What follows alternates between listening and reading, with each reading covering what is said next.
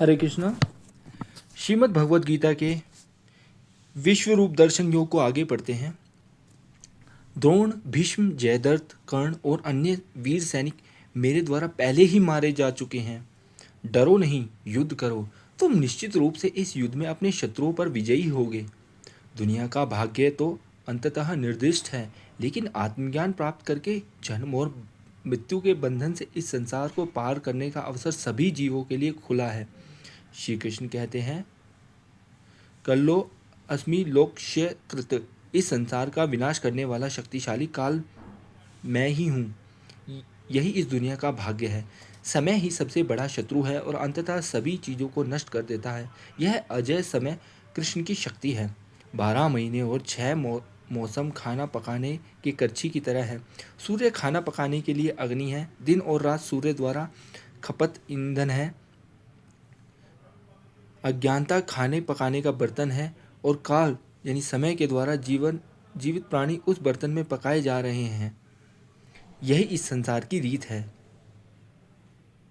जब new Mexico में पहले परमाणु बम का परीक्षण विस्फोट किया गया था, तब परमाणु भौतिक वैज्ञानिक रॉबर्ट ओपनहाइमर ने इस अध्याय के श्लोक को उस परिस्थिति का सही अंदाजा लगाते हुए याद किया था।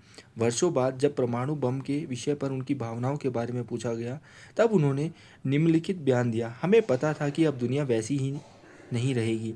कुछ लोग हंसे, कुछ लोग रोए, ज़्यादातर लोग चुप थे। मुझे हिंदू धर्म ग्रंथ भगवद गीता का वह वाक्य याद आया जिसमें विष्णु अर्जुन को समझाने की कोशिश कर रहे थे कि अपना कर्तव्य निभाएं और उसे प्रभावित करने के लिए वे अपने विराट रूप को दिखाते हैं और कहते हैं, मैं ही मृत्यु हूँ, इस संसार का विनाश करने वाला। सचमुच तब से लेकर अब तक यह संसार एक धागे से लटकती हुई दिख रही है और हमारा निकष्ट विनाश अपने हाथों से ही प्रतीत किसी भी क्षण आ सकता है। ऐसा प्रतीत होता है कि यही दुनिया का अंतिम भाग्य है, निश्चय ही सत्यानाश। संजय ने कहा, श्री केशव, श्री कृष्ण की बातें सुनकर कांपते हुए अर्जुन ने प्रार्थना में हाथ जोड़कर लड़खड़ाते स्वर में श्री कृष्ण से इस प्रकार कहा। अर्जुन ने कहा, हे ऋषिकेश, यह उचित ही है कि संपूर्ण संसार आपका सानंद गुणगान करे और आपके प्रति आकर्षित हो, किंतु दुष्ट भयभीत होकर सभी दिशाओं में पलायन करते हैं और सिद्ध पुरुष आपको नमन करते हैं। हे महात्मा, आप इस ब्रह्मांड के रचयिता, ब्रह्मांड से भी अधिक श्रेष्ठ हैं, तो फिर सभी आपको सादा नमस्कार क्यों ना करें। हे अनंत, हे देवेश, हे जगनिवास, आप नित्य हैं, अस्तित्वमान हैं और अस्तित्वहीन के परे हैं।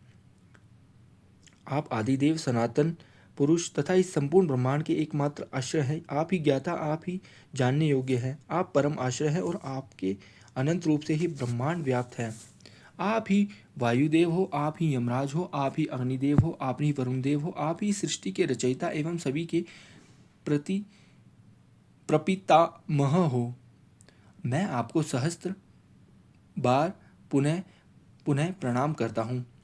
आपके आगे पीछे तथा सभी दिशाओं से मेरा सादर प्रणाम है। हे असीम शक्ति के स्वामी, आप सर्वव्यापी हैं, अतः आप ही सब कुछ हैं। मैं ही आपकी महिमा से अनभिज्ञ था और आपसे सुपरिचित होने के कारण मैं आपको अज्ञानवश सखा कहकर संबोधित किया। मैं जो कुछ भी आकस्मिक रूप से आपसे कहा, जैसे कि हे कृष्ण, हे यादव, हे मित्र, और मैंने परिहास में या आपके साथ खेलते हुए या आराम करते हुए, साथ साथ खाते या बैठते हुए, कभी अकेले में तो कभी दूसरों के समक्ष जो कुछ आपका अनादर किया, उसके लिए हे अचिंत्य, हे अविनाशी, मेरे इन सभी कृत्यों के लिए मुझे क्षमा करें।